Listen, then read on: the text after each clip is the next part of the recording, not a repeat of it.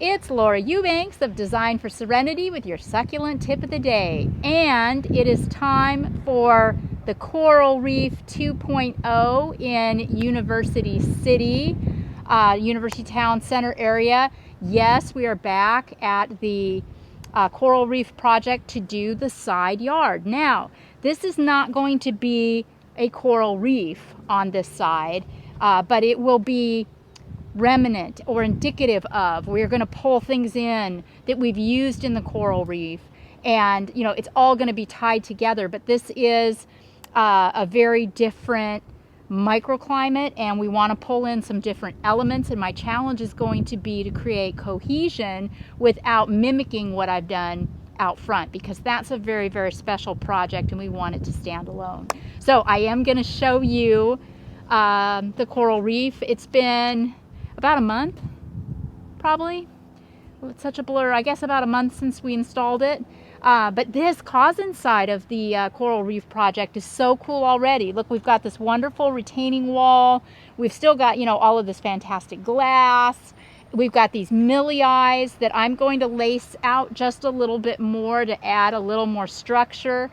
Then I'm going to bring in a plant that I don't usually use, the Senecio serpens, because the blue and the pink against this wall, it's a showstopper. So this plant, if you want to get in a little, Greg, you can see, it has been cut because they just repaired and painted the wall. It was spilling over, and you can see where it was cut, it's making a comeback.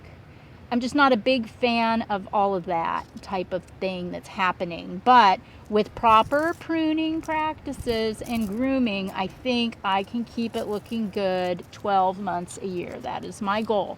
So we're going to bring more California Gold 3/8 inch, just like we did in the coral reef.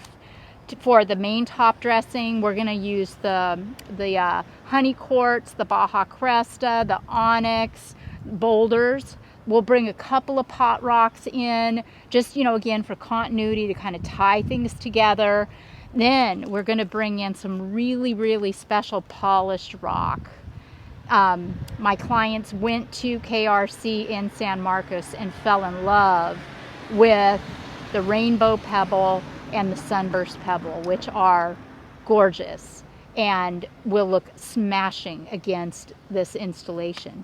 So this is going to be next week 2 weeks, on a Wednesday and a Thursday. We just wanted to come by today to kind of re-get a lay of the land before I start ordering my rocks and my plants.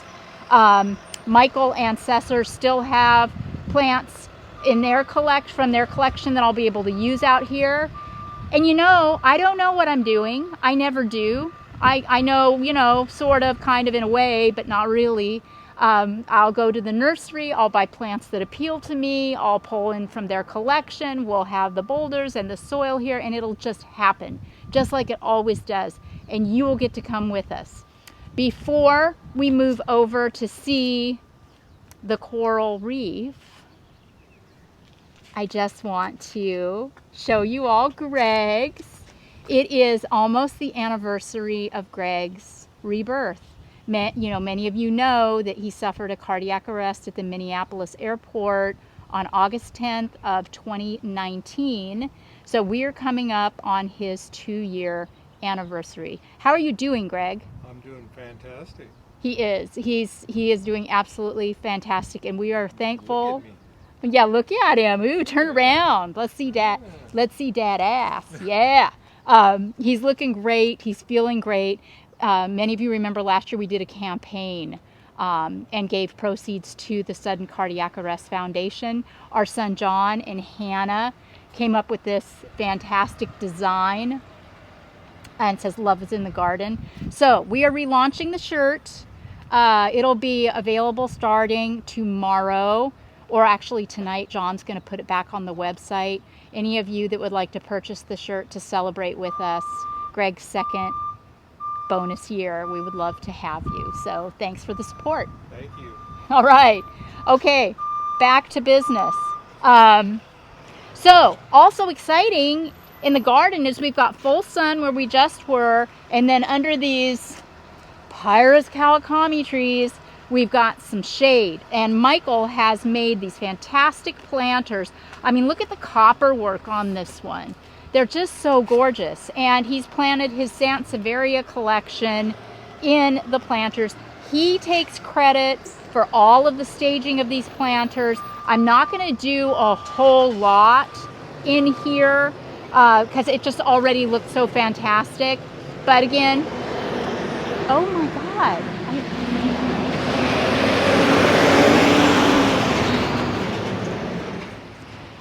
Sorry about that. What the heck was I even saying? Oh, continuity. You know, we want to carry things through. I know that you are all waiting with bated breath to see the coral reef, and I'm going to let Greg just kind of walk through. There has been an add-on. Again, I can take no credit for it. Michael and Cesar added a water feature. It's an adorable seahorse named Sebastian, and he has planted Sansevieria like grasses all around the base of the fountain. It is so perfect. I just love it. And everything is doing really, really well, as I knew it would. Michael and Cesar are the best plant dads in the world, and everything is thriving under their expert care. I know, yeah, and it's been a whole month, but still, it's been hot. You know, Michael has really good instincts in terms of watering. He's come out and done a little sprinkling, but he's managing the irrigation like a champ. As you can see, everything is thriving. Things are starting already to kind of grow and knit together. He has also added some more surprises into the garden. We've got new little creatures, and of course they all have names. It's so fun.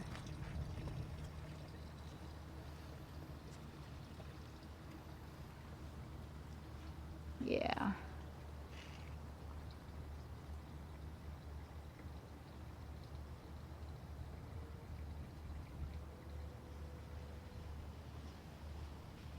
Remember, we did apply the wet look to the Creva. It is that sealant that puts kind of a sticky crust on the rock so that it doesn't blow away.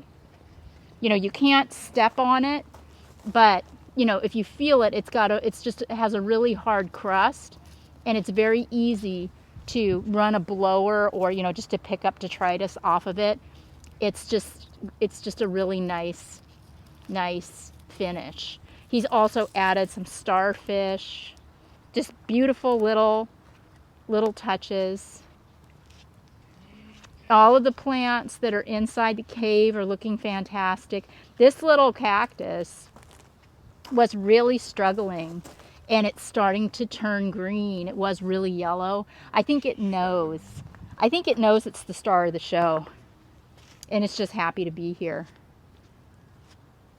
Yeah, absolutely spectacular. One of Michael's favorite plants is the South African Falcata, or propeller plant.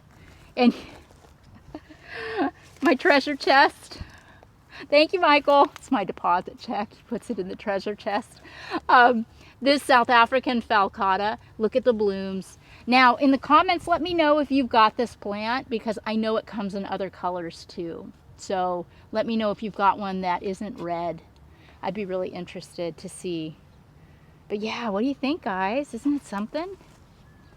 It's just so fantastic. And here is a sample of the Corian edging that Michael is going to have installed all around the garden at the end. This way he doesn't have to sweep the rock off the sidewalk. And this will actually rust as it's exposed to the elements, and will look really, really great. Very, very professional and finished. And it'll go all the way around and just show a little bit. Oh my gosh, and over here, look, Greg. This is where they like to sit, on this fabulous bench. And so Michael built out these planters, and he planted them out by himself. Took him an entire day because he said, and I quote, "I don't know what I'm doing." But you can see he's done a beautiful job. All of these cuties will just knit together. Everything grows under Michael's watch. Wow, this Buddhist temple's cool. That crassula. He's just got so many fun, neat little things. Well, listen, I digress. I know that you all have places to go and people to see, but isn't this fantastic? So excited to have you join us for 2.0. Next week, starting on Tuesday, we're going to be in Oceanside doing the coastal succulent garden. So be sure and follow along for that. Thank you so much for your support as always. Thank you for celebrating Greg being alive. Thank you for subscribing. Thank you for your memberships and your fun comments. You're just all family. And we do love you so much. This has been Laura and Greg in University City, checking in on the Coral Reef and Coral Reef 2.0 and your succulent tip of the day. Bye, guys.